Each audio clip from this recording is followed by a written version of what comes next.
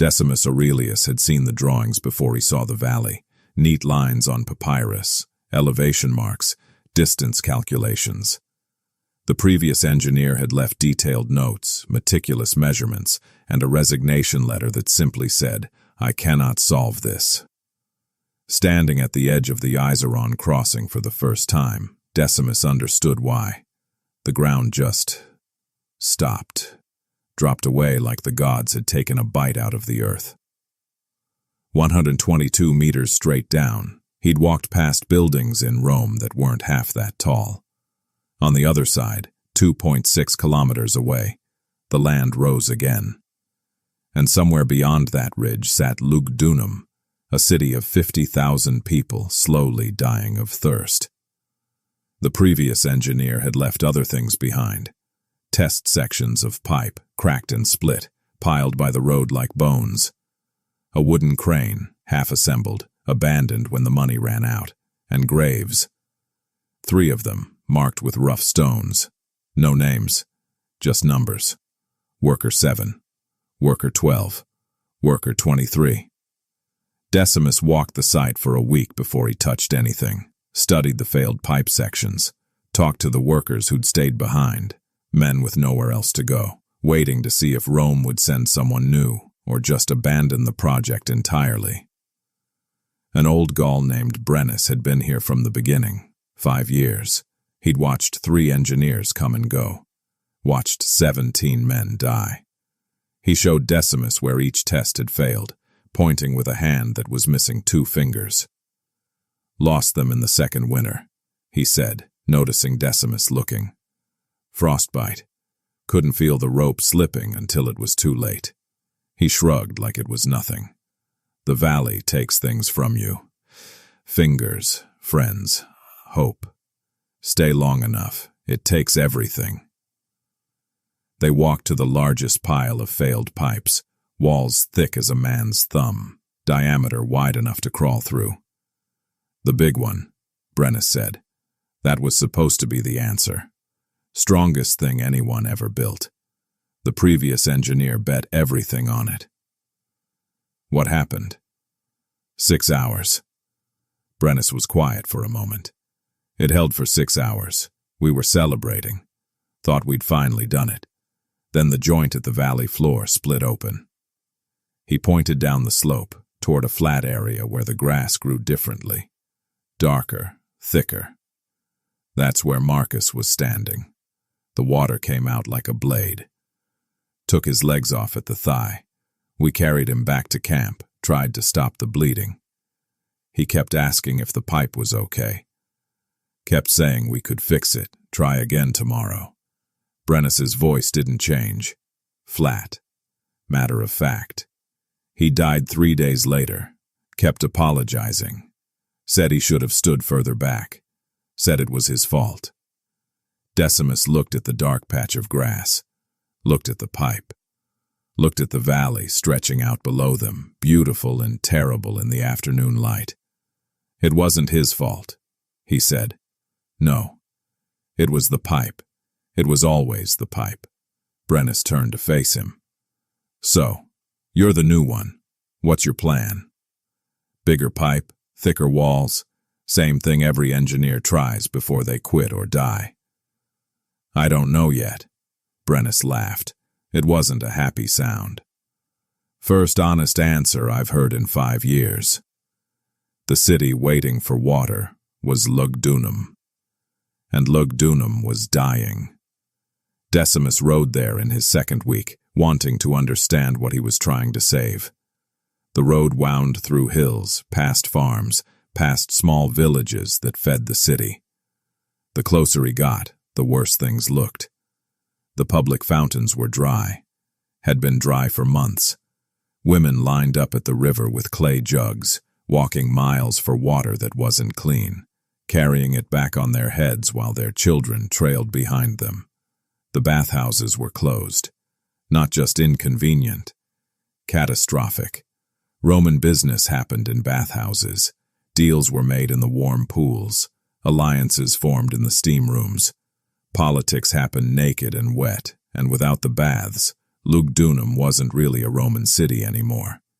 It was just a collection of buildings waiting to be abandoned. The fulleries had shut down too. No water meant no way to clean cloth. The wool trade that had made Lugdunum wealthy was grinding to a halt. Merchants were leaving. Tax revenue was collapsing. The provincial governor had sent increasingly desperate letters to Rome, begging for help. That's why Decimus was here. Not because Rome cared about Lugdunum's comfort, because Rome cared about Lugdunum's taxes. He found the city's water commissioner in a cramped office near the forum, surrounded by stacks of papyrus, complaints, petitions, demands. A tired man named Quintus, who'd spent 3 years apologizing for a problem he couldn't solve. "The springs in the hills are dry," Quintus explained, "used to supply us adequately. Now there's not enough for 1/10 of the population. The gear springs are the only source big enough, but the valleys. Quintus rubbed his eyes. 4 of them between here and the water. The engineers keep telling me it's impossible. Keep failing, keep dying, keep leaving." He looked at Decimus. "What makes you different?" Decimus didn't have an answer. "I've heard that before too," Quintus said. Here's what Decimus learned from the records. The previous engineer had understood the basic physics. Water finds its own level. Run a pipe down into a valley and up the other side. Water flows through. Simple principle. Greeks had been doing it for centuries on a small scale. The problem was what happened when you scaled it up. At the bottom of a 122-meter valley, the water above you presses down with 12 times the force of normal air pressure. 12 atmospheres. The previous engineer had written that number in his notes, circled it, underlined it 3 times. In the margin, he'd added, "This is what kills us." He'd understood the problem. He just hadn't solved it. His solution had been obvious: build a stronger pipe, thicker walls, better solder. The biggest, most robust design anyone had ever attempted. It failed. So he built a bigger one. That failed too. The notes stopped after the 3rd attempt. 3 pipes, 3 failures, 3 dead workers. Then the resignation letter. Decimus read through everything twice. The calculations were correct. The construction was sound. By every measure, those pipes should have worked. But they didn't. He kept coming back to one phrase in the notes. "We built it stronger. It failed faster." That didn't make sense. Stronger should mean more durable. Bigger should mean better. That's how engineering worked. That's how everything worked. Except it wasn't working. Decimus spent his 3rd week doing calculations, filling tablets with numbers, trying to find what the previous engineer had missed. He found nothing. The design was sound. The materials were adequate. The construction techniques were proven. There was no reason for the pipe to fail, but it had failed. 3 times. Killed 3 men. He started having nightmares. The pipe splitting open, water coming out like a blade, men screaming. He'd wake up in the dark, heart pounding, and lie there until dawn trying to figure out what he was missing. One night, unable to sleep, he wandered to the camp kitchen. The kitchen was run by a Greek woman named Thea. 60 years old, forearms like twisted rope from decades of kneading bread and hauling pots. She fed 100 workers twice a day and had no patience for anyone who got in her way. She was still awake, preparing for the morning. A pot of barley simmered on the stove. Sausages hung from hooks near the fire, smoking slowly. "Can't sleep?" she asked without looking up. "Can't stop thinking." "About the valley?" "About why the pipes keep breaking. It doesn't make sense. We built them stronger. They failed faster." Thea was quiet for a moment, focused on her work. Then she took down one of the sausages, a fat one, stuffed full, skin stretched tight, and laid it on the grill. "Watch," she said. The sausage sizzled, plumped. The skin stretched tighter. Then, with a sound like a small explosion, it split open, spilling its contents onto the coals. "Every time," Thea said. "Pack them too full, they burst. Been making sausage since I was 8 years old. Took me until I was 10 to figure out why." She took down another sausage, this one smaller, only half filled, and put it on the same grill, same heat. It sizzled, plumped slightly, held together. "The big one looks impressive," she said. "More meat, more filling, better value, but the skin can't hold it. Too much pressure pushing out from inside. The small ones survive because there's less pushing against the casing." Decimus stared at the 2 sausages, the burst one, the whole one. "Say that again." "What part?" "The part about pressure pushing out."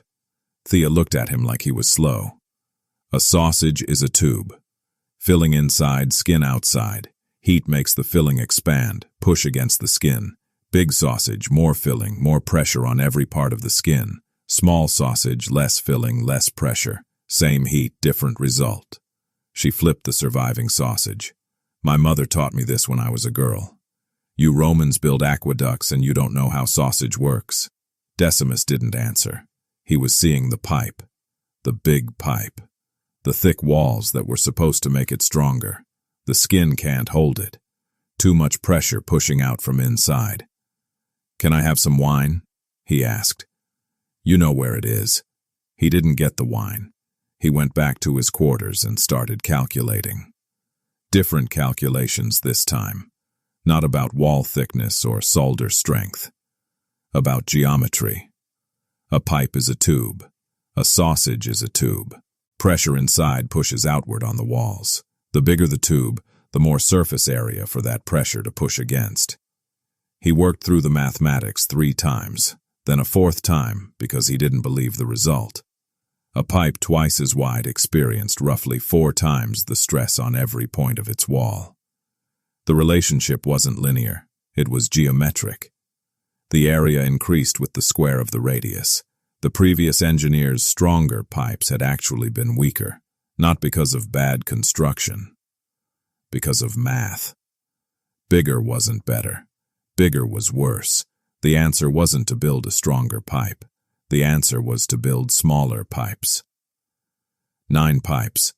Brennus stared at him across the work table. Behind him, the foreman shifted uncomfortably. Someone coughed.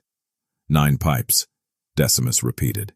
25 centimeters each, running parallel. That's 9 times the joints. Yes. 9 times the places it can fail.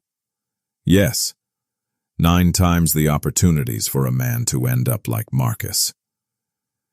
Decimus had been expecting this, had prepared for it. "Come with me."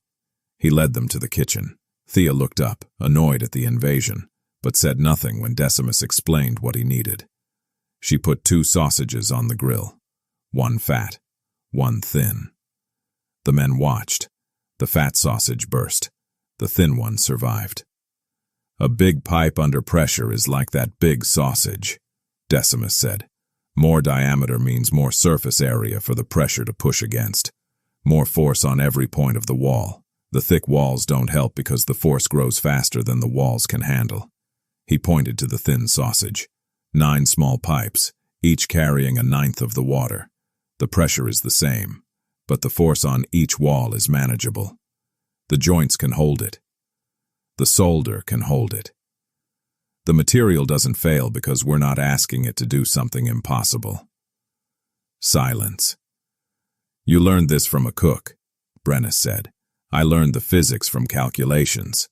The cook helped me see it." Brennus looked at Thea, who shrugged. "Big ones burst," she said. "Been telling people for 50 years. Nobody listens." More silence. 9 pipes, Brennus said finally. "We'll need more lead." 6,000 tons, someone swore softly. "And if you're wrong?" Brennus asked. "If the small pipes fail too?" "Then I'll be standing at the bottom of the valley when they do. I won't ask anyone to risk something I won't risk myself." Brennus held his gaze for a long moment, Then he nodded. 9 pipes. I'll tell the men. They needed 6,000 tons of lead. The number was so large it was almost meaningless. To understand what it meant, Decimus traveled to the source.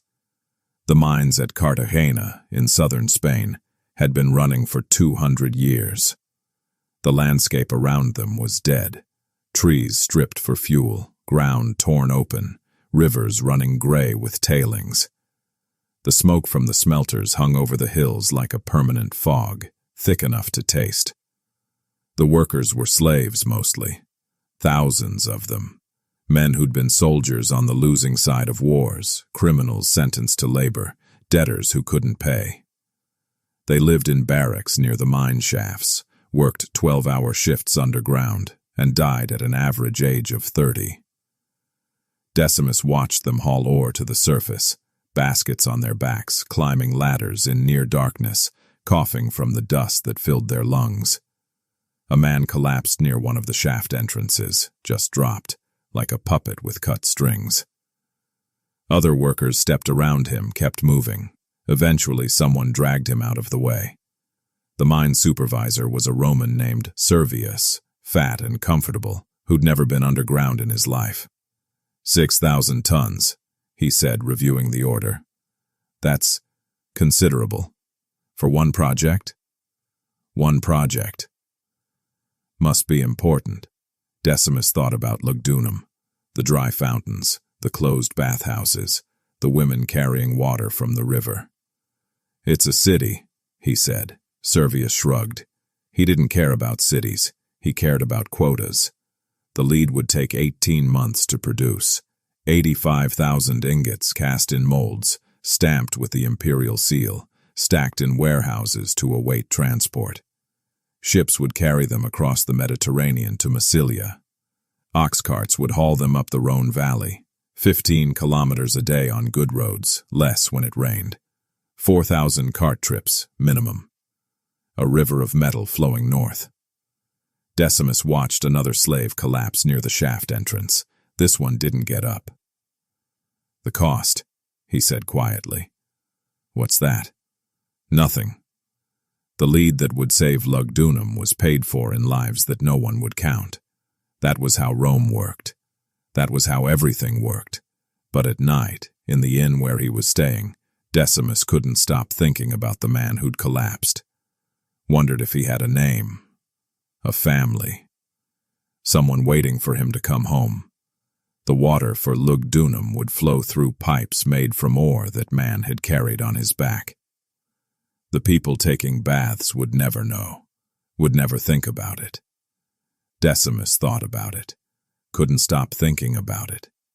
He left Cartagena the next morning, earlier than planned. Alexandros arrived at the construction site in early spring, when the snow was just starting to melt. He was Greek, 50 years old, had spent 3 decades building ships in Alexandria, warships, cargo vessels, pleasure barges for wealthy Romans. His hands were scarred from years of working with metal and fire, and his eyes had the focused intensity of a man who'd learned that small mistakes killed people. Decimus explained the project, the 9 pipes, the pressure calculations, the sausage. Alexandros listened without expression. "You've never built pressure pipes before," he said when Decimus finished. "No. Neither have I. Ships aren't pressurized from inside." He paused. "But I know what happens when joints fail at sea. I've watched men drown because a seam wasn't sealed properly. Watched ships go down because someone was in a hurry." He walked to the pile of failed pipes from the previous attempts, examined the split seams, ran his scarred fingers along the solder lines. "Sloppy," he said. "The joints look adequate, but adequate isn't enough under pressure. There are voids in the solder, gaps where the lead didn't bond completely, places for stress to concentrate. Can you do better?" Alexandros didn't answer immediately. He was still examining the failed pipe, reading it like a text. "I can do better, but it will be slow and expensive, and I'll reject more sections than I accept." "How many?" "Maybe 1 in 6, maybe 1 in 5. He looked up. The foreman won't like it. The accountants won't like it. You probably won't like it. I don't care about the accountants. I care about whether the pipes hold. Then we understand each other. Alexandros set up his workshop near the river, where he had access to water for cooling and sand for casting beds. He recruited workers, some from the existing crew, others brought in from Massilia. Metal workers, smiths. Men who knew how to handle molten lead without killing themselves. The process was painstaking. Lead sheets cast on sand beds had to be perfectly flat. Any irregularity would create a weak point when the sheet was formed into a pipe. Workers trimmed and smoothed each sheet by hand, checking with straight edges and cords. The forming required strength and precision. Wrap the sheet around a wooden core. Hammer the edges into alignment, overlap them just enough for a solid joint. Too much overlap wasted material. Too little meant a weak seam. Then the soldering. This was where Alexandros was merciless. Molten lead at a joint had to flow into every gap, fill every void, bond completely with the metal on both sides. If the base metal was too cold, the solder wouldn't bond. If it was too hot, the sheet itself would deform. The window was narrow, and missing it meant starting over. Alexandros inspected every joint personally. He had a tool, a thin bronze probe, that he'd push into the solder while it was still cooling. If it went in too easily, the joint was rejected. If it met resistance throughout, the joint was solid. One void, he told his workers, one gap you can't see. That's where the pipe will fail. Not where you expect it. Where you didn't look. The rejection rate was worse than he'd predicted. Nearly 1 in 4 sections failed his inspection in the first month. The foreman complained. The accountant sent angry letters. Brennus asked Decimus if they could lower the standards just slightly, just for the sections that would be above the waterline, just to move faster. Decimus visited Alexandros's workshop. "Show me," he said. Alexandros picked up a rejected section and a section that had passed. To Decimus's eyes, they looked identical. "Here." Alexandros pointed to a spot on the rejected section's seam. "See how the solder surface is slightly dull? That means it didn't bond properly underneath. The surface cooled before the interior was ready." He took a chisel and hammer, cracked open the joint. Inside, a void the size of a thumbnail. Under pressure, stress concentrates at voids. This section would hold at 5 atmospheres, maybe 6. At 12, it would split. And 12 is what you need. Decimus looked at the void. Small. Hidden. Lethal. "Keep rejecting," he said. The descent began in summer of 48 AD. 500 kilograms per section. Wooden cranes powered by tread wheels. Ropes and pulleys anchored into the rock. 12 men per crew, working in shifts, lowering pipe sections down a slope that wanted to kill them. The first week they managed 4 sections per day, then 3, as the terrain got harder, then 2, as accidents slowed them down, ropes fraying, anchors pulling loose, men getting hurt in ways that weren't serious enough to stop work but accumulated like sand in a wound. Brennus ran the crews with the intensity of a man who'd already watched 17 workers die. He knew every handhold on that slope, every patch of loose rock, every spot where water seeped through and made the ground treacherous. "The valley takes things," he told the new workers on their first day. "Fingers, toes, eyes, friends. Don't let it take you. Watch your ropes. Watch your footing. Watch the man next to you." He showed them his missing fingers. The stumps had healed clean, but the skin was still shiny, tight. Second winter, I was holding a rope, guiding a section into place. My hands were cold. I didn't feel the rope slipping through my grip until it was too late. The section swung. I grabbed tighter, and the rope took my fingers with it. He held up his maimed hand. "The valley keeps them. I keep the lesson." The summer heat was brutal. Lead softens in high temperatures, becomes harder to work with, holds shape less reliably. The solder took longer to set. The workers moved slower, drained by the sun, sweating through their tunics. They started working in shifts, dawn to mid-morning, then a break through the worst heat, then late afternoon until dark. The schedule cut into their progress, but fewer men collapsed from exhaustion. A worker named Felix died in the third week. Not from a fall, not from equipment failure. His heart just stopped. He was 43, had been working construction since he was 12, had survived a dozen dangerous projects. He sat down to rest during the midday break and didn't get up. They buried him in the camp cemetery, next to the graves of the workers from previous attempts. Decimus said words over the body, standard phrases about duty and sacrifice and the glory of Rome. The words felt hollow. That night, he found Brennus sitting alone by the fire, drinking wine and staring at nothing. "Did you know him?" Decimus asked. "Felix? No, he was new, came with the last group from Massilia." Brennus took a drink. "But I'll know the next one, or the one after that. Stay on this project long enough. You know everyone who dies." Decimus sat down across from him. "Does it get easier?" Brennus laughed, short and harsh. "No, you just get used to it not being easy." He looked at Decimus. "You've never lost men before, have you? Before this project. Small projects. Nothing went wrong. Something always goes wrong. You just haven't done enough yet." Brennus poured more wine. "The question isn't whether men will die. They will. The question is whether what they're dying for is worth it." "Is it?" Brennus was quiet for a long time.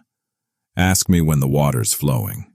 Autumn came and the cold brought different problems. Solder that cooled too fast before it could bond properly.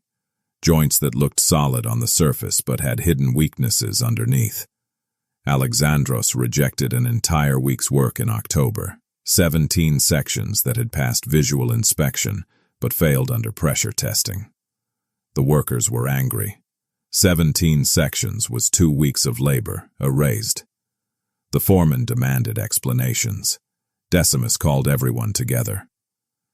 "The cold," Alexandros explained, standing in front of the rejected sections. "The metal behaves differently. The solder sets on the surface before the interior has bonded. These sections would hold for a month, maybe 2. Then they'd fail, one by one, and we'd have to replace them while the system was pressurized, while men were working nearby. So we slow down," someone called. "Wait until spring. We heat the sections before soldering," Alexandros said. "Keep them warm until the joint sets completely. It's more work, but it solves the problem. More work, more time, more cost, more men going home to their families." Silence. "I can build you pipes that pass inspection in October and fail in January," Alexandros said. "Or I can build you pipes that last 300 years. I cannot do both." Decimus stepped forward. "We do it his way. Anyone who disagrees can take their pay and leave. No judgment, no consequences.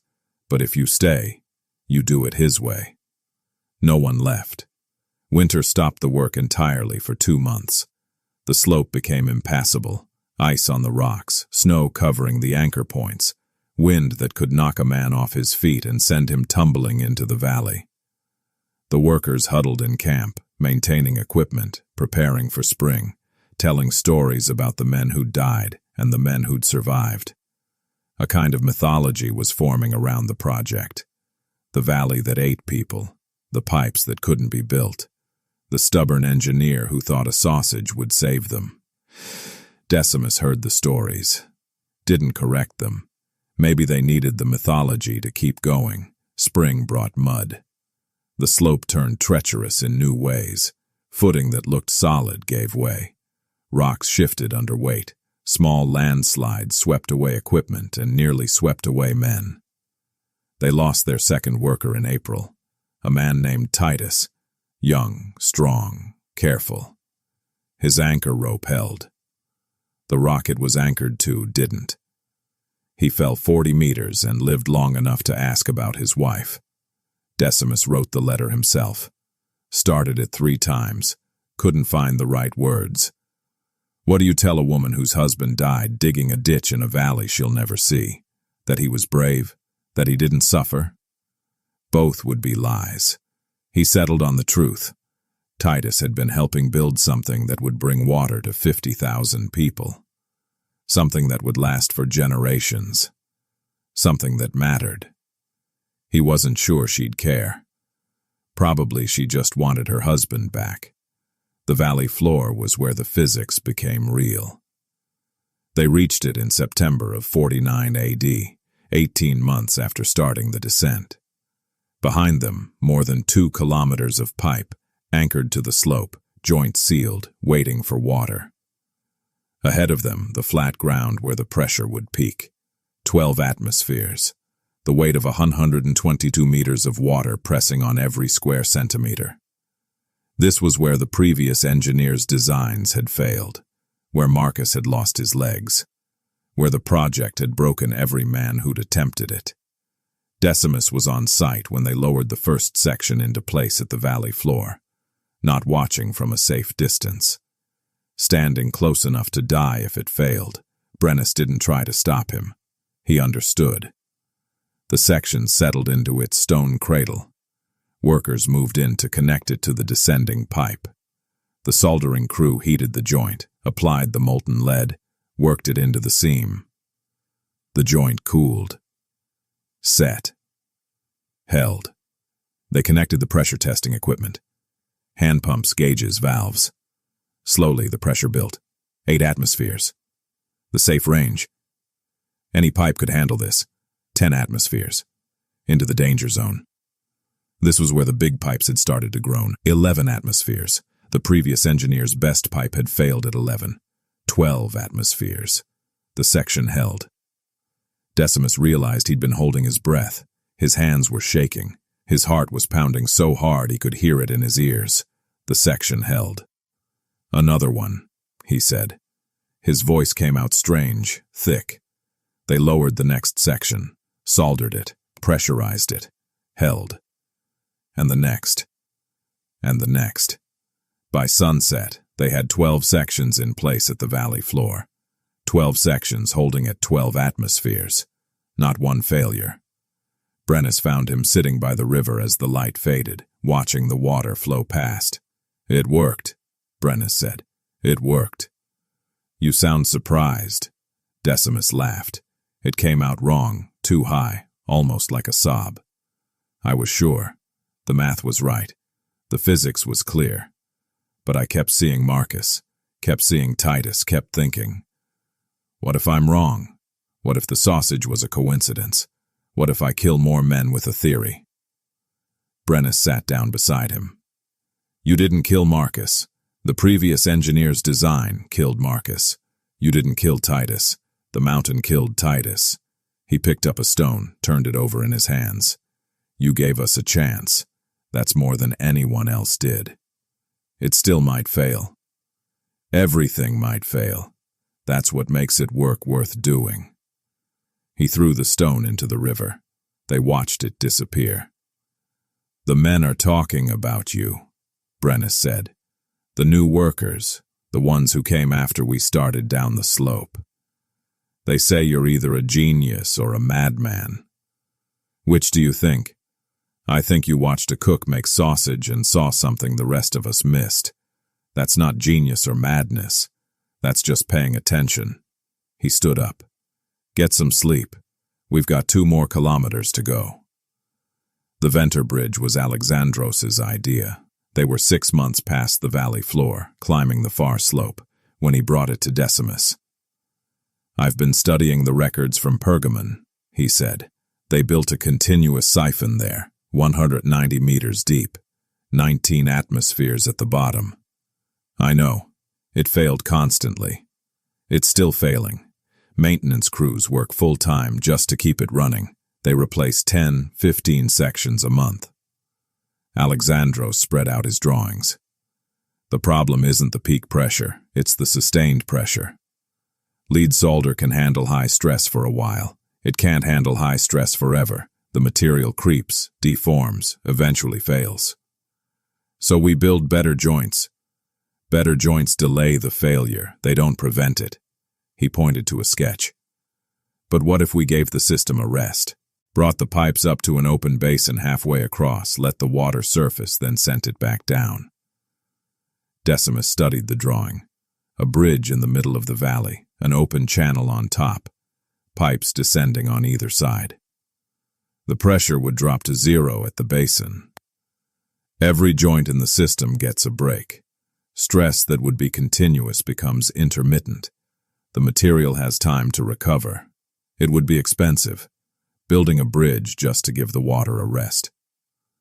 Less expensive than rebuilding the entire system in 20 years. Decimus thought about it. Thought about Pergamon, where engineers were trapped in an endless cycle of repairs. Thought about the future. Decades from now, when he'd be dead and someone else would be responsible for keeping the water flowing. Design it, he said. The Venter Bridge at Iseron took 2 years to build. 72 arches rising from the valley floor. Thousands of tons of cut stone. Hundreds of workers, many of them pulled from other projects across the province. The governor sent letters demanding to know why the budget had doubled. Decimus sent back calculations showing what continuous maintenance would cost over a century. The letters stopped. Standing on the completed bridge, watching water flow through the open channel before plunging back into the pipes, Decimus understood something important. He wasn't just building a system, he was building something that would have to outlast him, outlast everyone who was working on it, outlast the empire itself, maybe. That changed how you thought about costs. A bridge that seemed expensive now was cheap compared to centuries of repairs. Joints that seemed over-engineered were just engineered for the right timescale. The previous engineer had been trying to solve an immediate problem. Decimus was starting to think about problems that wouldn't arise for decades. 4 valleys, 4 crossings. The Iseron was only the beginning. Duray's was shorter but steeper. Approach angles exceeded 30 degrees in places, so steep that workers couldn't stand upright, had to climb using hands and feet like they were scaling a cliff. New rigging techniques, new safety protocols, new ways to work on slopes that seemed designed to kill. They lost a man on Duray's. Gaius, veteran of the Iseron descent, one of the most experienced workers on the crew. A rock shifted under his foot. He grabbed for an anchor rope. The rope held, but his grip didn't. They found his body at the bottom of the slope, broken but peaceful, almost like he was sleeping. Decimus wrote another letter, tried to find different words than he'd used for Titus. Failed. Garin was wider, 3 kilometers across, the longest crossing. 2 Venter bridges instead of 1, because a single bridge would have been too tall to build safely. More pipe, more joints, more time. But the slopes were gentler, the weather was better, and they'd learned so much from Iseron that the work went faster than expected. No one died on Garin. It felt like a miracle. Brennus said it was just statistics. Eventually, the odds had to turn in their favor. Decimus didn't care about the reason. He was just grateful for the silence in the cemetery. Tryon was the last crossing, and the shallowest. 38 meters. Some of the engineers argued for a bridge instead of a siphon. We could do it in half the time, one of them said, half the cost. The terrain is easy. The depth is manageable. And then we'd have 2 systems to maintain instead of 1. Alexandros interrupted. Different techniques, different materials, different failure modes.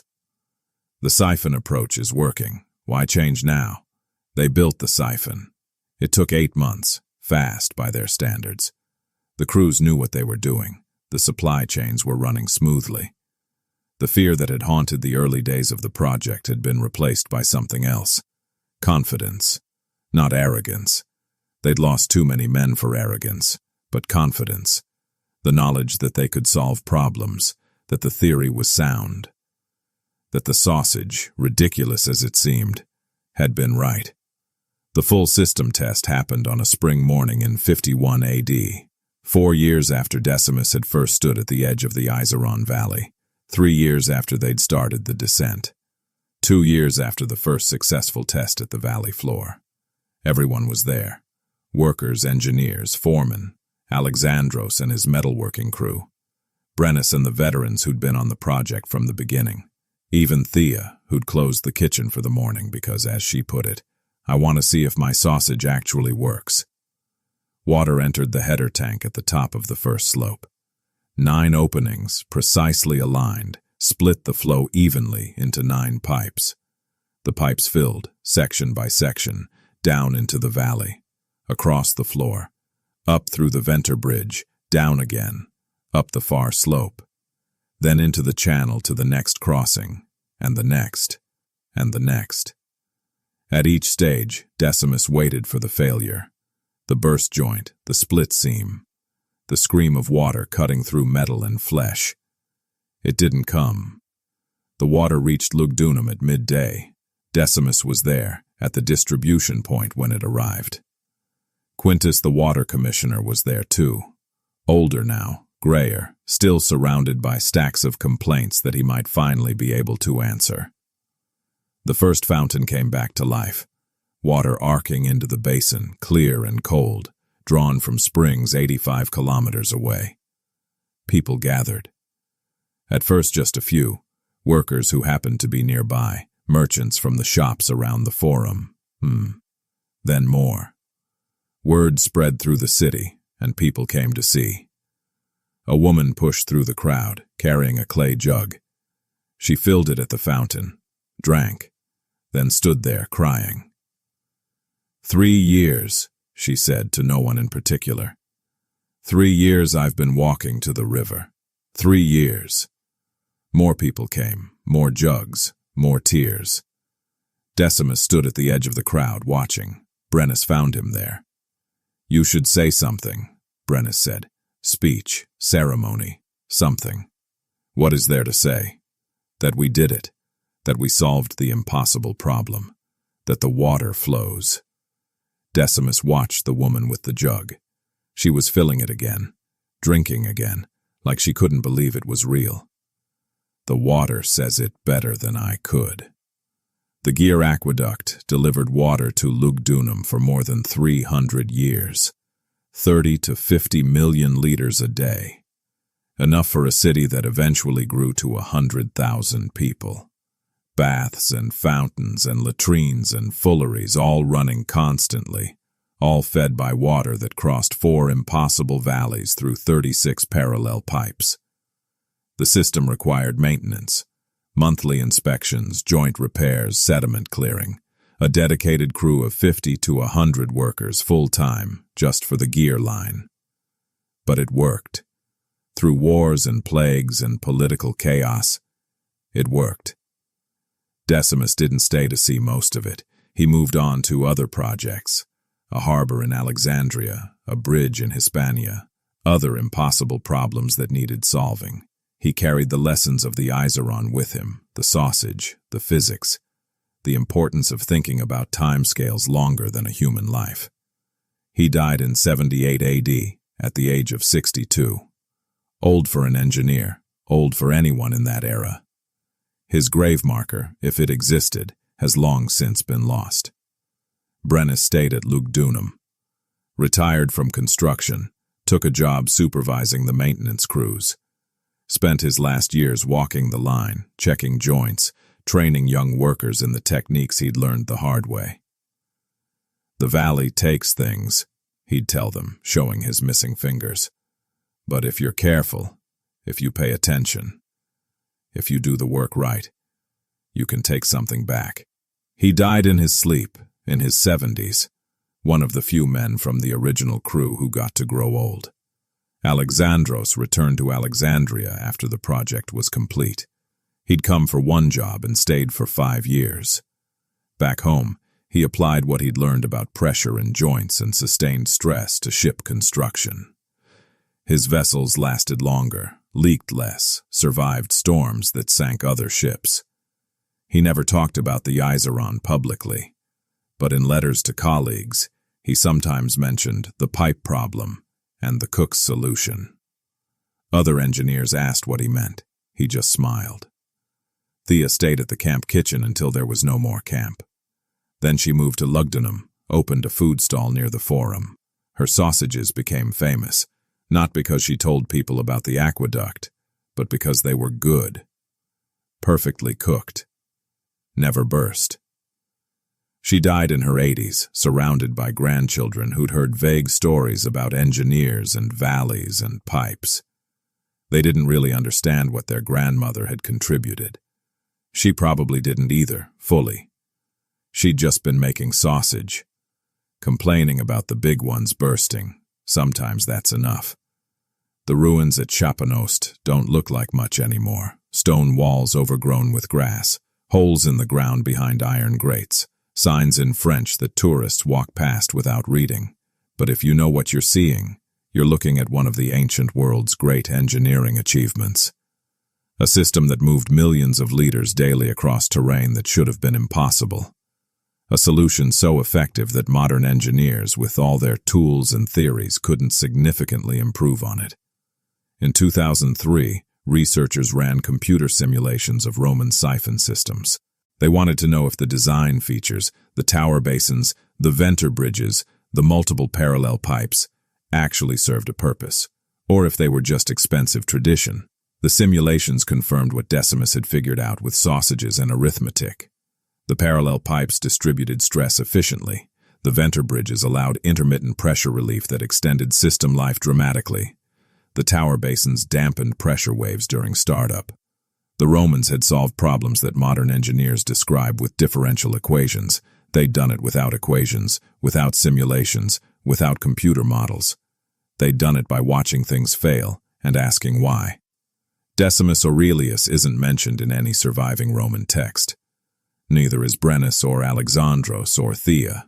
The people who figured out how to push water across a 122-meter valley left no names behind. What survives is the work. The header tanks with their 9 precisely aligned openings. The venter bridge foundations. Fragments of lead pipe still bearing the marks of Roman tools. The physical evidence of a system that worked for 3 centuries. And the principles, encoded in every modern pressure system. Parallel pipes to distribute stress. Relief chambers to manage pressure waves. Redundant design to survive single-point failures. Every engineer who designs a pressure system is building on knowledge that anonymous Roman workers paid for with their lives. Every pipe that holds is a debt to men who died figuring out why pipes burst. The water still flows. Not through these specific pipes. Those were salvaged centuries ago. The lead recast into roofing and windows and ammunition. But through systems built on principles that began with a cook complaining about sausages and an engineer who listened. That's what survives. Not names, not glory, not monuments to individual achievement. Just the work. Just the knowledge. Just the water reaching the people who need it.